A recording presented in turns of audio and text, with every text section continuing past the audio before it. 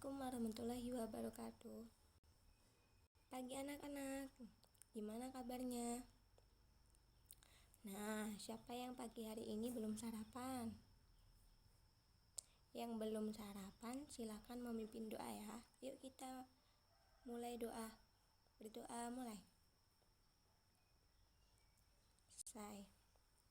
Nah, kemarin ini sebelum ibu mulai, ibu akan mengecek apa kesiapan kalian ya, dari mulai kerapihan, motong kuku. Kan kita kan diajarin itu kan apa, rajin bersih, hidup rajin bersih ya. Coba tangan diletakkan di atas meja.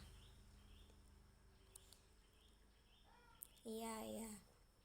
Udah. Sebelum ibu mulai, di sini ibu akan mengabsen terlebih dahulu ya.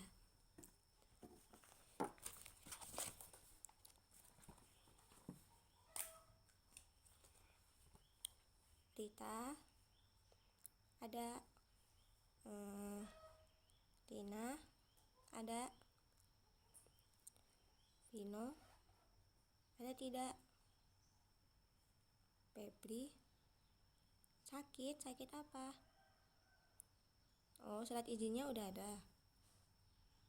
Iya. Oh, ini ya, di meja ini ya. Asmi, hadir semuanya. Hadir. Nah, sebelum ibu mulai pembelajaran, kalian masih ingat kan pembelajaran kemarin tentang apa?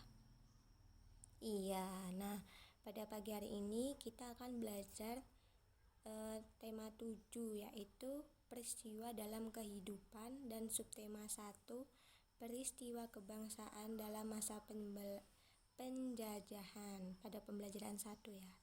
Tolong itu apa, dibuka buku LKS-nya yang udah ibu berikan, dibuka. Sudah dibuka? Yuk mari kita lihat ya. Dibuka halaman 5. Ya. Di situ kan ada tema 7, yaitu peristiwa dalam kehidupan, dan subtema 1, peristiwa kebangsaan dalam masa penjajahan. Nah, di sini pembelajaran 1 ya, pembelajaran 1. Udah ketemu semuanya? Coba ibu ingin Vino membacakan bukunya. Ya, cukup. Nah, jadi di sini menerangkan tentang peristiwa kebangsaan masa penjajahan. Nah, peristiwa itu pada kehidupan itu mempunyai 3 peristiwa ya. Maaf. Pertama itu pribadi, keluarga, dan masyarakat. Bahkan ada juga peristiwa yang dialami oleh bangsa dan negara itu. Peristiwa tersebut juga dapat dibedakan menjadi 2, yaitu yang pertama peristiwa yang menyenangkan, yaitu semisal itu bahagia, dan yang kedua itu peristiwa yang tidak menyenangkan, sedih, bisa aja menangis gitu ya. Nah, selanjutnya itu kan. Oh iya, kalian tanya ya, kenapa di situ ada gambar cengkeh. Nah, di sini ibu akan menjelaskan. Cengkeh itu merupakan rempah-rempah yang ada di Indonesia. Melimpahnya rempah-rempah meningkatkan kesejahteraan masyarakat dalam Indonesia. Namun rempah-rempah itu melimpah juga membuat bangsa Eropa juga ingin menguasainya dan ingin menjualnya. Nah, kalian tahu nggak hubungan antara cengkih dan penjajahan yang dialami oleh bangsa kita? Ada yang tahu tidak? Apa? Nah, dengerin.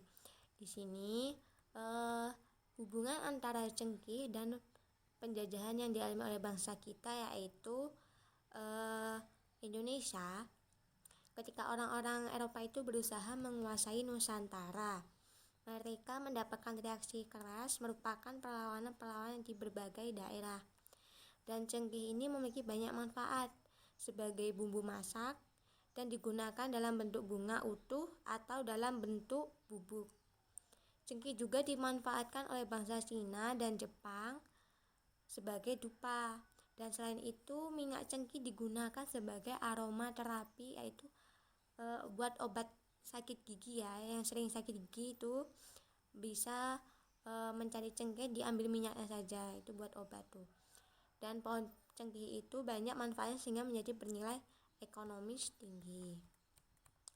Oleh karena itu, cengkeh salah satu bahan rempah-rempah yang menjadi buruan bangsa Eropa. Hal itu memicu terjadinya penjajahan di Indonesia. Bangsa kita mengalami penjajahan cukup lama, selama masih penjajahan. Nah, bangsa kita mengalami penderitaan akibat ajaran penindasan. Pada masa pemerintahan kerajaan Islam di Indonesia, datanglah orang-orang Eropa yang mengadakan pelayaran samudra, dan kedatangannya Eropa itu Nusantara mula-mula disambut oleh bangsa. Lalu apa saja yang melatar belakangi bangsa Eropa tersebut datang ke Indonesia? Jadi kalian tahu tidak apa yang melatar belakangi bangsa Eropa datang ke Indonesia? Apa faktor apa saja, coba bacakan. Ya cukup. Nah, seperti yang dijelaskan si Asmi tadi ya.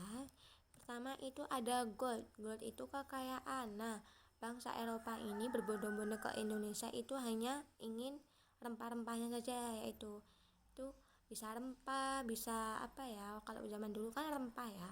Nah, rempah itu juga dijual karena harganya itu yang sangat mahal, yang tertinggi dan ekonomis. Yang kedua yaitu menyebarkan agama, yaitu bisa disebut dengan gospel. Nah, selain mencari kekayaan juga mereka menyebarkan agama juga, membawa misi khusus untuk penduduk daerah yang dikuasainya tersebut, yang dipelopori oleh bangsa Portugis. Selanjutnya itu ada mencari kejayaan, yaitu dapat disebut dengan glory. Nah, di situ beranggapan bahwa tanah jajahannya itu tersebut negara yang jaya. Negara Eropa ini berlomba-lomba untuk mencari tanah jajahan sebanyak-banyaknya. Kemudian ada perkembangan iptek. Nah, perkembangan iptek itu yang poin pertama itu pembuatan kapal yang digunakan untuk mengarungi samudra luasnya itu ya. Kan samudra kan pasti bentuknya luas banget. Jadi ya itu para penjajah itu membuat kapal untuk buat nyebrang mengarungi samudra luasnya itu.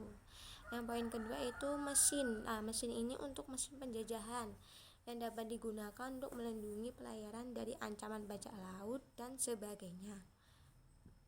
Ketiga ini kompas. Kalau kompas ini digunakan untuk sebagai penunjuk arah. Ya, penunjuk arah. Kalau zaman dulu kan bisa bintang, bulan, matahari. Kalau sekarang kan zamannya kompas.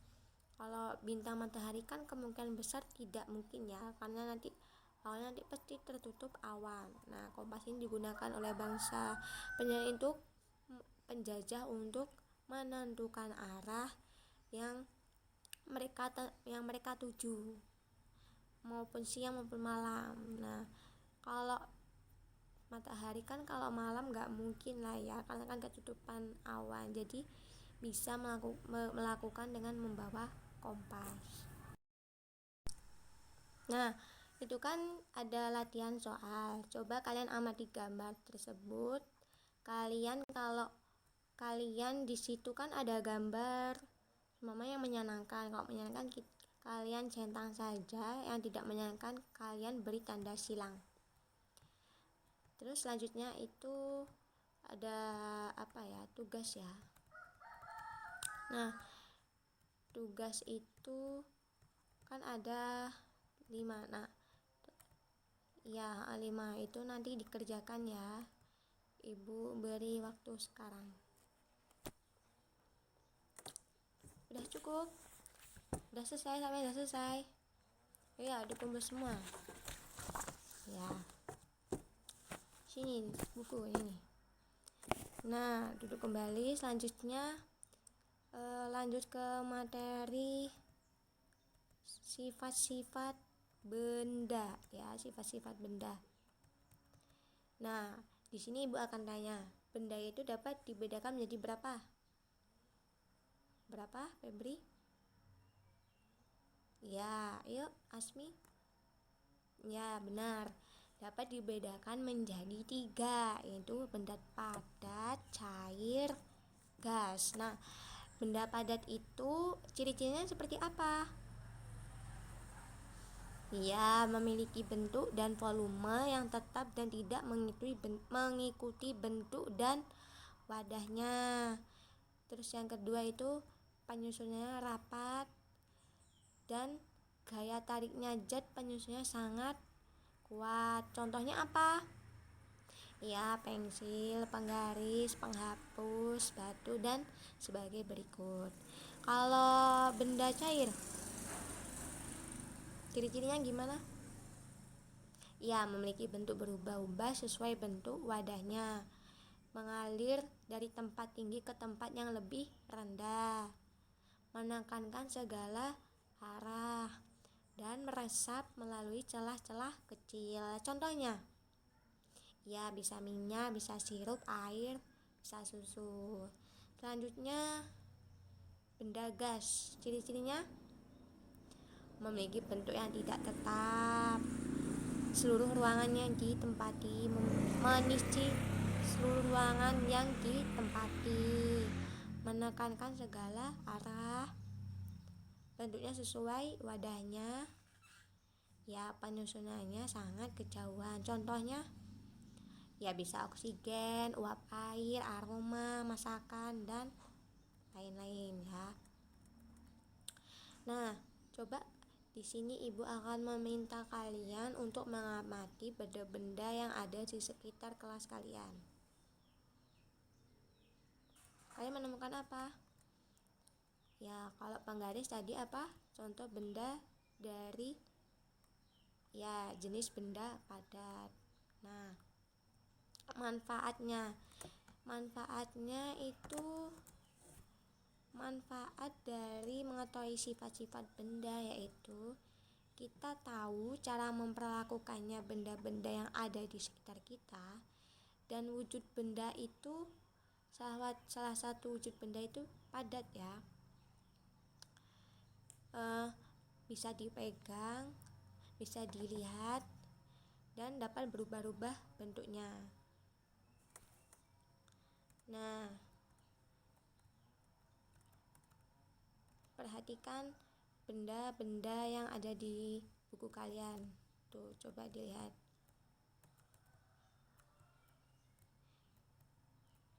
Ya, kalau penggaris itu benda apa tadi? Padat ya. Kalau air? Ya, benda cair. Gas contohnya? Ya, oksigen. Nah, di bawahnya itu ada latihan tuh ya. Coba kalian lakukan percobaan berikut dengan kelompok kalian masing-masing yang terdiri dari 3 orang atau 4 orang. Nah, Ibu bagi kelompok menjadi 3 orang ya. Nanti kalian kerjakan di rumah. Di situ kan ada alatnya juga. Ada 2 buah pensil, penghapus, peraut pensil, dan setelah itu nanti kalian mempunyai buku catatan dari hasil yang kalian temukan itu tadi ya, benda-benda yang terdapat 3 benda tadi ya. Nah, di situ kan ada langkah-langkahnya.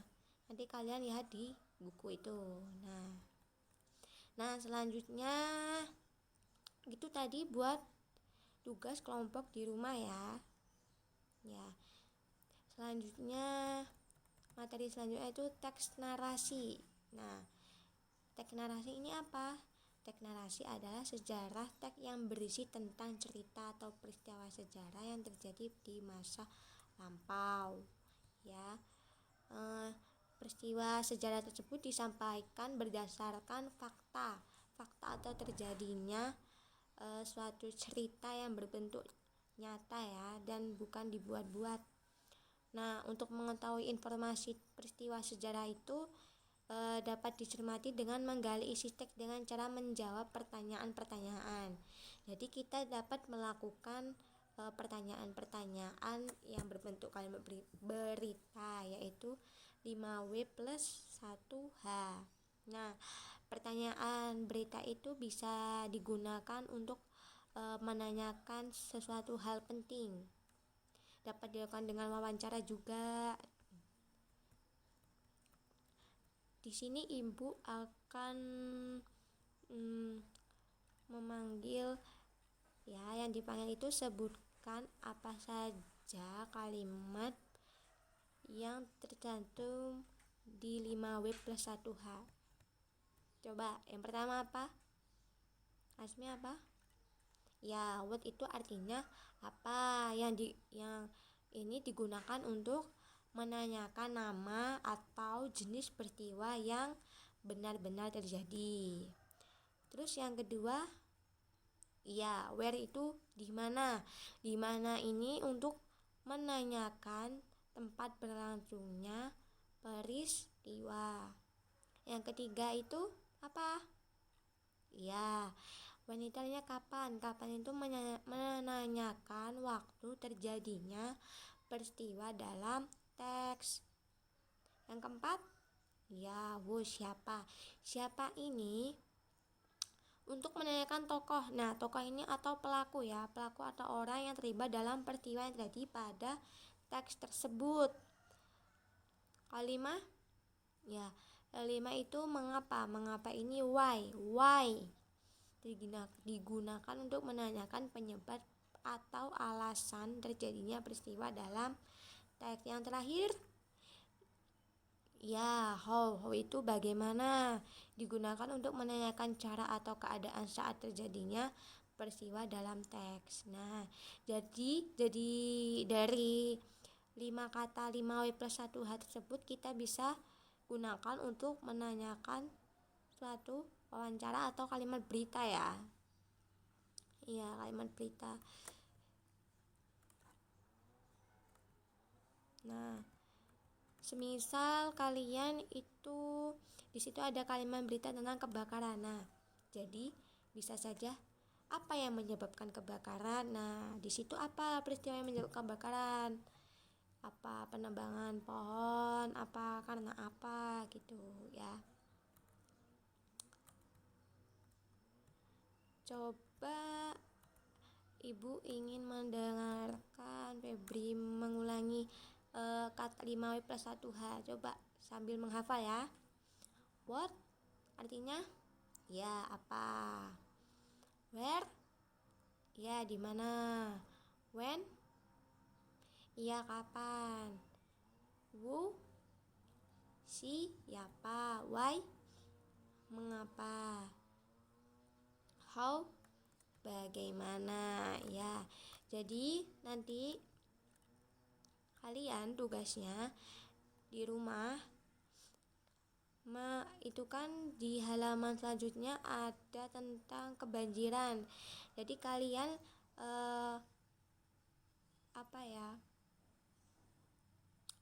mengerjakan tugas melalui 5 kalimat pertanyaan ya, yaitu menggunakan apa, di mana, kapan, siapa. Nah, itu seperti yang ibu contohkan tadi, dan jawabannya juga ditulis di bawahnya. Nah, sebelum ibu akhiri pembelajaran pagi hari ini, ibu akan mengulas pembelajaran yang ada di pagi hari ini. Nah, tadi apa yang faktor-faktor yang melatar belakangi bangsa Eropa ke Indonesia? Ya, ada kekayaan, gold. Terus yang kedua, menyebarkan agama, ya, gospel. Kejayaan disebut dengan glory, dan perkembangan iptek. Nah, sifat-sifat benda tadi kalian udah tahu kan? Ya, nanti dibaca-baca lagi ya. Jenis benda dibedakan menjadi berapa?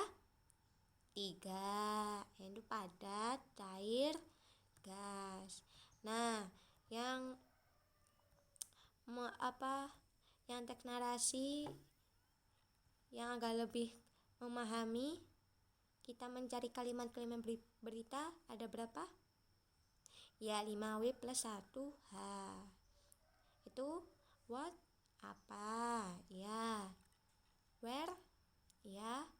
When, ya. Who, why, how, bagaimana. Nah, itulah kesimpulan dari pelajaran pagi hari ini ya anak-anak.